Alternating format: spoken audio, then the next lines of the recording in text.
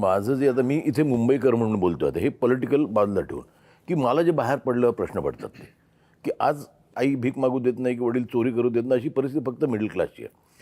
त्या मिडल क्लाससाठी काय म्हणजे आज आपण म्हणतो की बाहेर रस्त्यावर फिरा फुटपाथ आता आम्हाला लहानपणी सांगायचं आहे की the pedestrian should walk on the footpath नाहीच आहेत फुटपाथ चालणार कुठे आज शाळांचे एवढे प्रॉब्लेम आहेत. माझं म्हणणं आहे की कॉर्पोरेशनकडे एवढ्या शाळा आहेत त्या एवढं बजेट आहे मुंबई कॉर्पोरेशनचं त्या अत्याधुनिक का केलं जाऊ नये. आता कसं आहे आणि आज डिजिटल एज्युकेशन झालं आहे असंही नाही की टीचर्स चांगले पाहिजे आम्हाला टीचर्स चांगले मिळत नाही.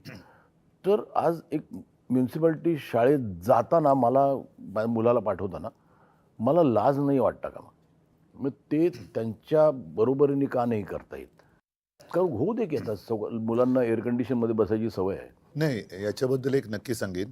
हां अगदी एअर कंडिशन नसेल पण साधारणतः 2010 पासून मी अभिमानाने सांगेन की देशामध्ये मुंबई महानगरपालिका ही एकमेव महानगरपालिका असेल की तिने अत्याधुनिक यंत्रणा किंवा सुविधा वापरायला लागले.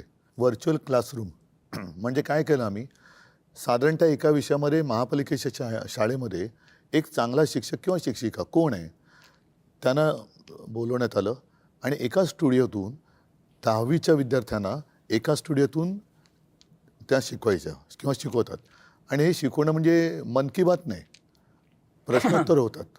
आज मी जे तुम्हाला सांगितलं ना की याच्यामध्ये आम्ही पुस्तिकाच केलेली आहे आणि तुम्ही म्हणाला त्याच्यात जवळपास 1300 शाळा आपल्या मुंबईमध्ये आहेत महापालिकेच्या आणि या महापालिका शाळेमध्ये 3.5 लाख विद्यार्थी जवळपास वेगवेगळ्या 8 भाषेमध्ये शिक्षण घेतात. म्हणजे मराठी तर आलीच इंग्रजी सेमी इंग्रजी आली हिंदी उर्दू गुजराती अशा ह्या सगळ्या 8 भाषांमध्ये आपण त्यांना शिक्षण देतो.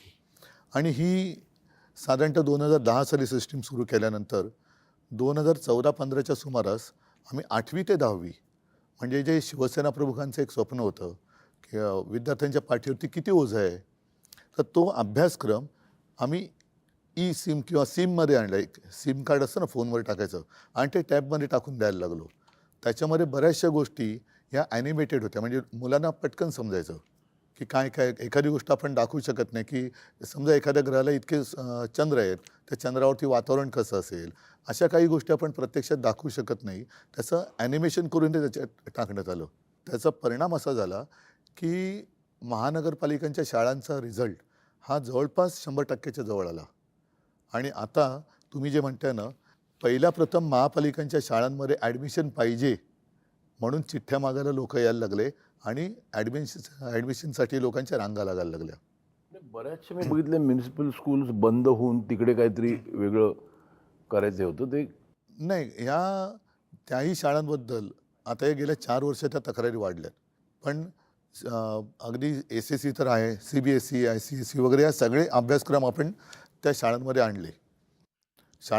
आता गेल्या 4 वर्षात काय झालं आहे माझ्या माहितीप्रमाणे उद्धव साहेब मुंबईत ते लोन आलं काय माहीत नाही पण विदर्भातल्या काही सरकारी शाळा गौतम अडाणींना दिलेल्या आहेत. चंद्रपूर गडचिरोली म्हणजे आपलं महाराष्ट्राचं शिक्षण खाते इतकं सक्षम नाही.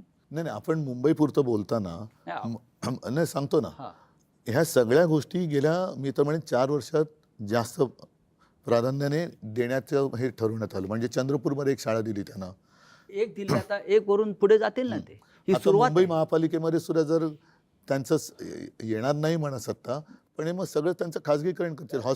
हॉस्पिटलचं खाजगीकरण करतात ते आपण रोखलेलं आहे. उद्धव साहेब दुसरा एक महत्त्वाचा विषय सातत्यानं इथे मी तुमच्याशी चर्चा करतानाही मी किंवा राजसाहेबसुद्धा आहेत. सध्या धुरंधरचा माहोल